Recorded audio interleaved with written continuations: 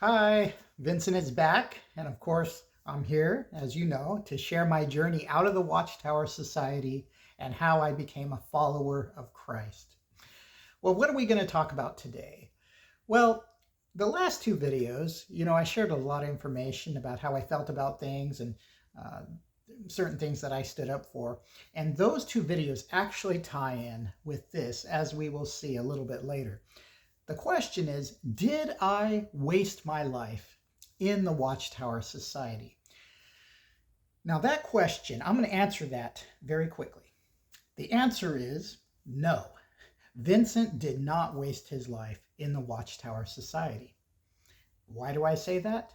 Because I am a follower of Christ today. Had I not been a follower of Christ today, would I have wasted my life in the Watchtower Society? Most certainly. Yes, because being in the Watchtower Society, I talk about how, it was just a game. Well, I'm only looking at it from the standpoint that there were certain things that we thought were so important and we wasted our time, and now they're hilarious. Like, when do you start your field service time? Do you start it from the Kingdom Hall? Do you start it from the territory? I mean, just stupid things like that. I mean, that was part of that game we were playing. However, being in the Watchtower is not a game in a funny way. I mean, being in the Watchtower Society was extremely painful, very painful. The Watchtower Society is a very evil organization. I mean, let's think about it. There are people that spent years in prison because of the Watchtower Society, because they would not be in the military, and that's not what I have a problem with.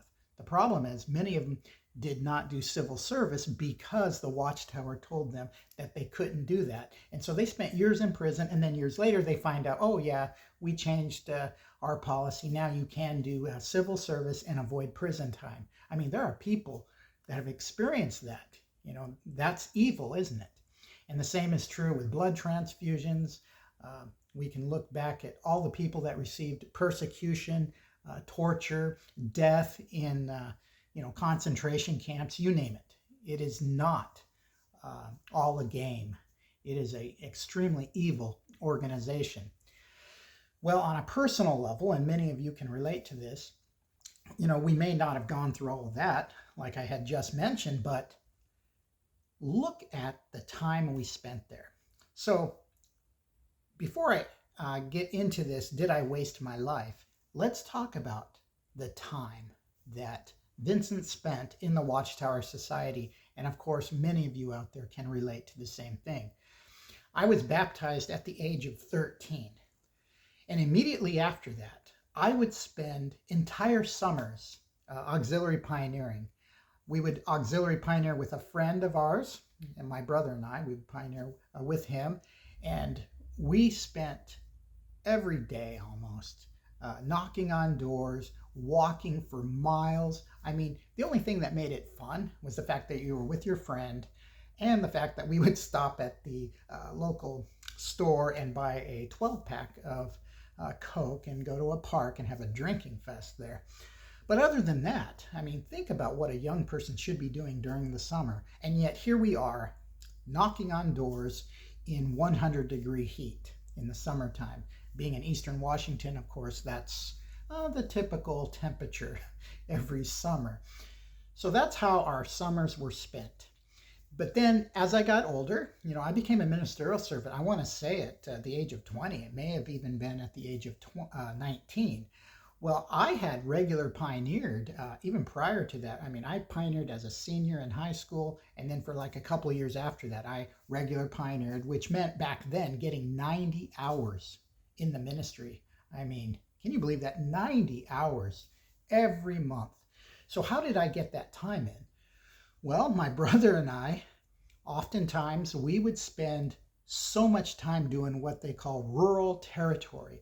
Now in Eastern Washington, if you want to know what kind of landscape that we lived in, just type in Garfield County or Asotin County, Washington, and then you will see pictures of what it was like in most of that area. So our territory in our congregation, it spread out to an 80-mile radius. I mean, if you went out into the rurals, you were in no man's land. I mean, if you break down, your life, I guarantee you, will become the next Netflix original. Let's just say that. It was a very fear inspiring land to work in out in the ministry. So we would spend 8 to 10 hours getting our time in. Like during the summer, driving all over the place. And these roads are dusty, they're rocky. I mean, there's very few people in sight. And you couldn't even answer the question, like, if I find someone out here, how are we even going to study the Bible? We may have been talking about, well, you'd study with them on the phone, but how would they ever get to a meeting? You just hope and prayed that you would never get a Bible study out there. But we would spend all day in this territory, 8 to 10 hours, like I said, in this 100-degree heat. Now, let's just think about that for a moment. Let's think about that aspect. If I were to ask you, just jump in your car and go drive, 8 to 10 hours in some, no man's land right now, would you do that? You couldn't even do that if you couldn't even make yourself do that. Isn't that true? Yet, in all truthfulness, I mean, you were out there doing just that. God didn't care if you did that. You could have just cheated on your time like we talked about. The Watchtower Society would never have known. You literally were just driving out there doing nothing. I mean, talk about wasted time, right?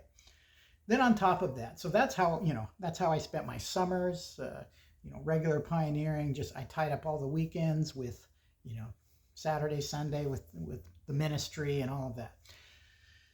Then at the age of like 21, maybe even age 20, when I was a servant, I started giving public talks.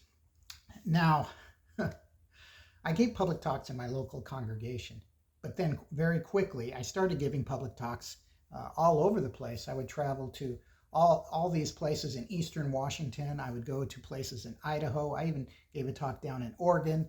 I would go to towns in Idaho like Orofino and Weippe. I mean, do you know what kind of place some of those towns are? You take like Weippe. I mean, those TV shows where the sheriff is like, "Hey, buddy, it looks like you're from out of town. I'd get back in that car." I mean, that's pretty much the kind of towns that we were dealing with. I mean, and I would give talks like in Waitsburg, eastern Washington there, just all of these different places. And sometimes it would take like an hour to an hour and a half to get to these places. So a person would spend hours, because it takes hours to prepare a talk and give it smoothly. So here you have this young single guy preparing talks, spending hours in these talks, and then he would have to leave, get up at 7, leave by 8, to get to these kingdom halls, because a lot of them were like an hour to an hour and a half away. So you'd go to these towns, and I know for myself, the surroundings, the atmosphere really affects how I feel. Some of these places were extremely depressing. This town called Waitsburg, it was a smaller congregation, an older kingdom hall. And every time I went there, I would end up reading the Watchtower and giving the talk pretty much all the time. It was one of those old kingdom halls where they didn't even have a person to adjust your mic. You would have this little flex mic, you flex it yourself, and then you had this old clear plastic acrylic scratched up speaker stand. It was so depressing. And so then after that, you'd go to lunch, and the people there were depressing. They were suffering from depression. So you left wanting to kill yourself. I mean, you would get home at like 3:30 in the afternoon. Like I said, I was just young, single, by myself, and I'd be doing all of these things, spending many weekends giving these talks. And then, of course, later on, I became an elder. Same thing, traveling all over, giving talks.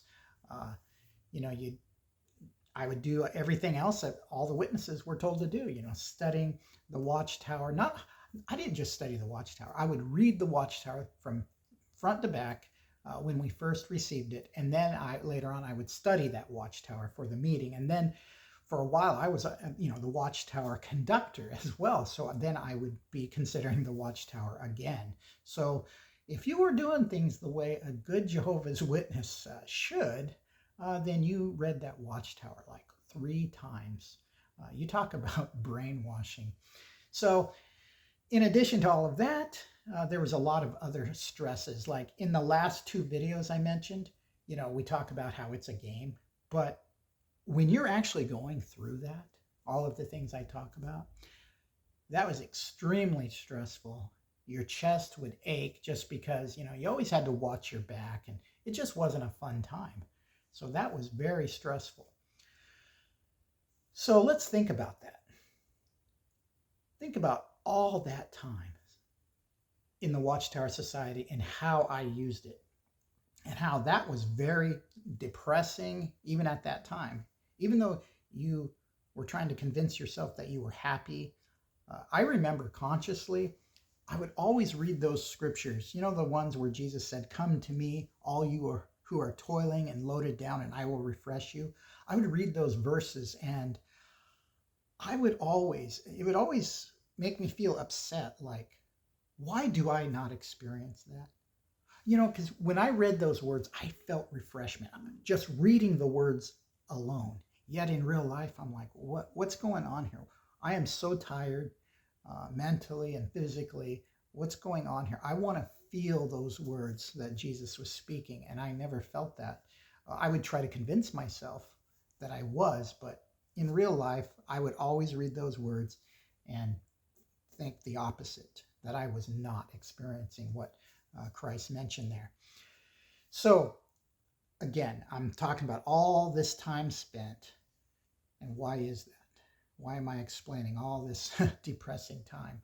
Well, it's because personally, I don't believe, unless you're a follower of Christ, I don't believe you can find any justification in all of that wasted time, energy, resources, mental pain that you had in the Watchtower Society. I mean, what are you going to say? You're going to say, well, if it wasn't for the Watchtower Society, I wouldn't have learned morals. I stayed out a lot of trouble. Was that really worth spending, 45 years in the Watchtower Society being stressed out and wasting every moment of your life? I mean, it was so stressful, and I'm sure some of you out there can agree that I actually, and I mean this very sincerely, you can even, if you were to talk to my sons, they would tell you this. I was actually very happy to get sick, especially on a Friday night. I was tired. Because if you have the flu, you didn't have to go out in the ministry in the morning, and then of course you had to make sure you were feeling good, so you didn't go to the Sunday meeting. I mean, getting sick when you were in the Watchtower Society was like one of the best things. You could stay home, relax, watch a little TV, read. You can do something that you actually wanted to do for once. And that's pretty sad when a person wants to be sick. But that is the truth. That is the way I really felt. So again, why am I talking about this? Because I don't think you can justify. You can try to make yourself feel better by trying to extract something good from all of that, but I don't think that amount of pain, that amount of time justifies anything. There is nothing good that can come out of that. So, did I waste my time? Well, I'm a follower of Christ today, and I can say I did not waste my time. Because the reason why I'm talking about this is because one day, a while back, I began to think about my life, and I realized something, and that is, why do I not divide my life into 2 sections? Now, sometimes I have to, like when I give these videos, I have to talk about my life as a Jehovah's Witness and my life as a follower of Christ. But in general, why do I not view my life in 2 parts? And why is it that being in the Watchtower Society to me feels like it was just a dream? It doesn't feel real. I can't even imagine spending that kind of time doing the things that I did. I mean, I could never do that again. I mean, it just seems like a dream because there's just so much pain in that. I mean, how can you forget that pain? It's because as I was thinking about that, I realized that instead of viewing my life in two sections, my life is actually one complete life. And what is that life?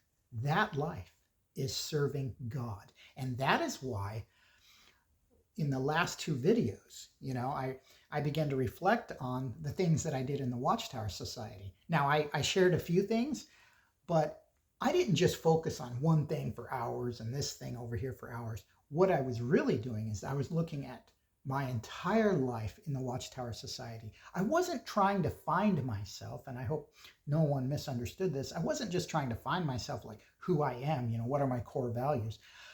What I was really looking back at is, how did I feel about God? Did I really serve God? Did I serve the Watchtower Society? Was my relationship with God real? Was it genuine? Because I was just listening to this elder experience, and I've seen many of these, where an elder, he was truly involved in the organization. He had a lot of privileges, and he did this for many, many years. And then the moment he wakes up, the very moment he finds a lie or inconsistencies in the Watchtower, as soon as he wakes up, he declares himself an atheist/agnostic. How did he know that? How did he instantly realize that he was that? Well, it's because most likely he always was that. And I would never argue with these guys, but to me, it's always been kind of strange to see how they knew that immediately. And at that point, they realized that they have wasted their entire life in the Watchtower Society, because why were they there? I mean, if they didn't love God, what a waste of time. If they weren't really into the Watchtower, if it was just a front, a fake, because they wanted to be somebody like an elder, or they liked the community or whatever, yes, it is a complete waste of time. They have wasted their life in the Watchtower Society. But what about me? Well, as I said, I realized by reflecting on those things that we talked about that I have always served God. And these feelings went all the way back to when I was a child.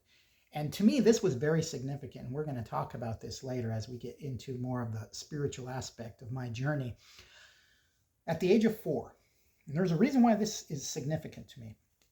At the age of 4, I remember the little pink book, Listening to the Great Teacher. Many of you remember that book if you're an older person.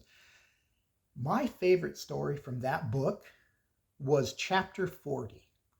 And that chapter was called Jesus Gives His Life for Us. I was little, I was like, 5 years old, maybe 6. And I would read this chapter, but I would also have my mom read it. If you were to ask my mom would probably remember that was one of my favorite stories. I did like the one about how Jesus had power over wind and waves. That's the title of it. But chapter 40 was one of my favorite stories. And I remember even as a little boy, 6 years old, I would read that story, and I just felt so sorry for Jesus. When he was handed over to Pilate and he was whipped, I remember always being touched by that part of the story.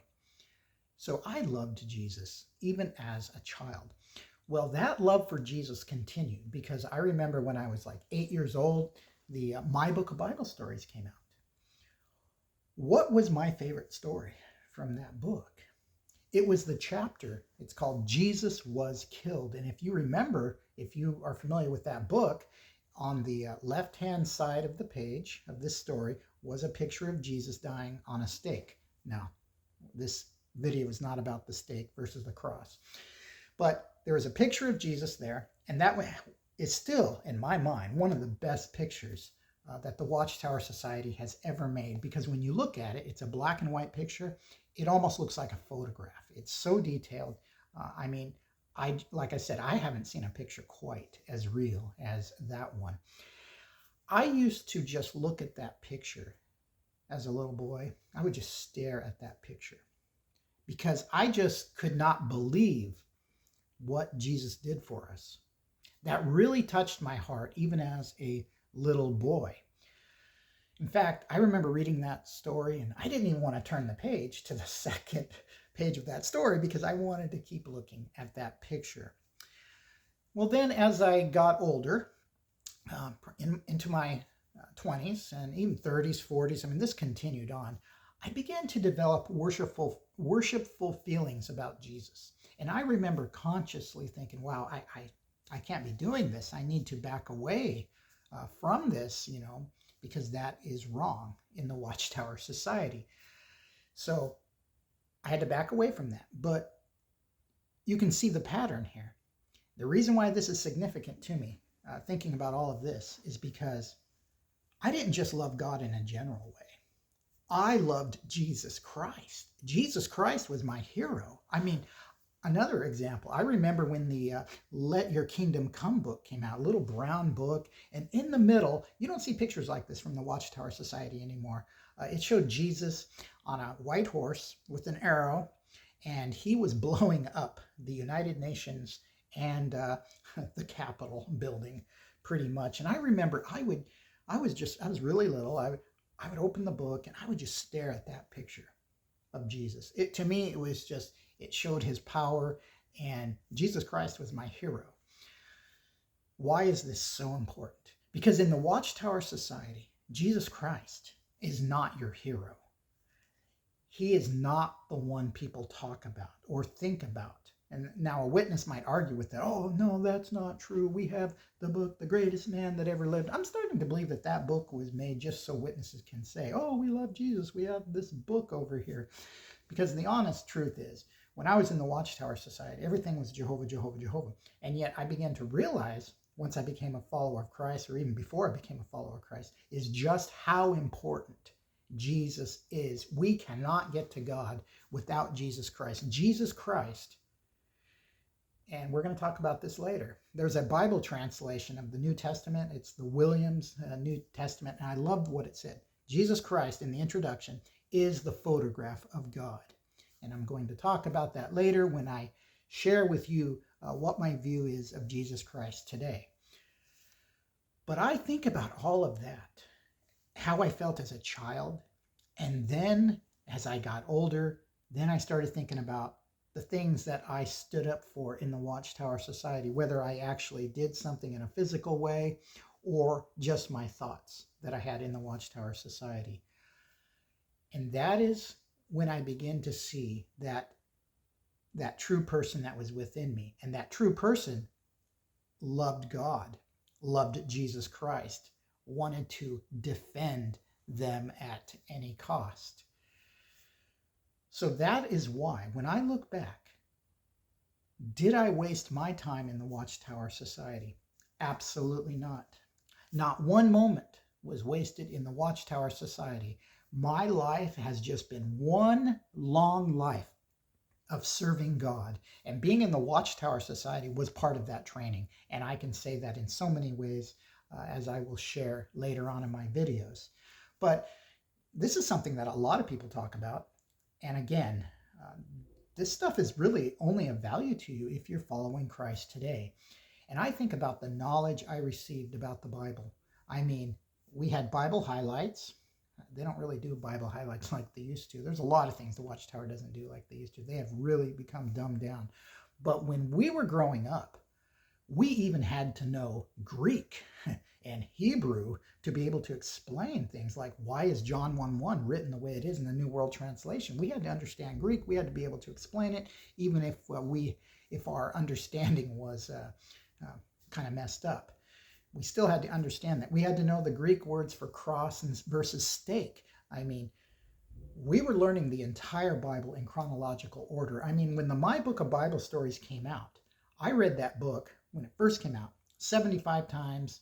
Later on, I read it like another 100 times. I read that book so many times. And what was good about that book, I'll be honest with you, that was, in my opinion, one of the best books the Watchtower Society has ever made, because you learned the Bible in actual chronological order. In fact, you've learned the Bible so well, no one can come to me and say, oh, there's this verse in the Bible I read. If it's not there, I'll know it's not there. Why? Because we have learned that Bible in so much detail. It doesn't matter if we learned, misinterpretations of false doctrine. It doesn't matter. We learned those scriptures inside and out. So that was another benefit can extract from the Watchtower Society. But there's something else too I want to mention. That is my childhood. You know, when I was a child, I lived in Eastern Washington. And I may have said this in another video, that it was a very depressing time. Dysfunctional family, especially when I was like 10 or 11 years old. We had just moved from Anaheim, California. We moved to Eastern Washington, to Clarkston, the town. And just life was not good for me and my brothers, not at all. It was very, very dysfunctional, just a very bad environment. How did I survive that environment? Well, as I said, ever since I was a little boy, I served God. I loved God, I loved Jesus, and I loved the Watchtower Society because I thought it was God's organization as a little kid. However, during that time period when life was not good, what I was doing in the Watchtower Society and what I was doing with the Bible and, prayer and all of that, that really kept my mind together. It really saved me from a lot of problems. I was able to avoid so many issues, emotional, mental issues because of that. It was like security to me.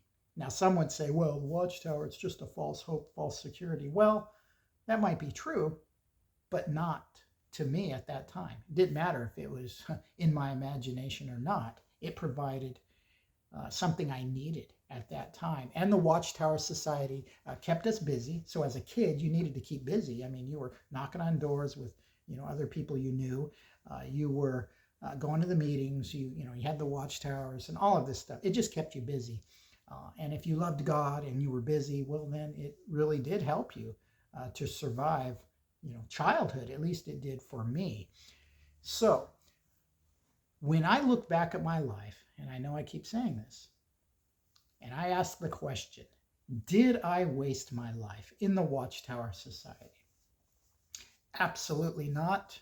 And I am so grateful for everything I actually experienced because once I became a follower of Christ, I was so happy. I seen the contrast between what I experienced and then what I was experiencing now. The appreciation I have for it today is beyond the pale. When I look back at my life in the Watchtower Society, I've just had one long life of serving God, and now I'm following Christ. Well, we're going to conclude the video there, but I wanted to share those thoughts because that is something to reflect upon. If you're a follower of Christ today, that is good for you to look at things that way. No, you did not waste your life in the Watchtower Society. It was part of your training. It's just like Moses. He was trained in the house of Pharaoh. I mean, and Moses too, he had to spend 40 years as a shepherd before he was used by God as a prophet. I mean, Jesus himself, he learned obedience from the things he suffered. We suffered in the Watchtower Society. I suffered in the Watchtower Society. And all of it was part of my training to become a follower of Christ. Well, let's conclude the video there. And we will see you next time in the next video.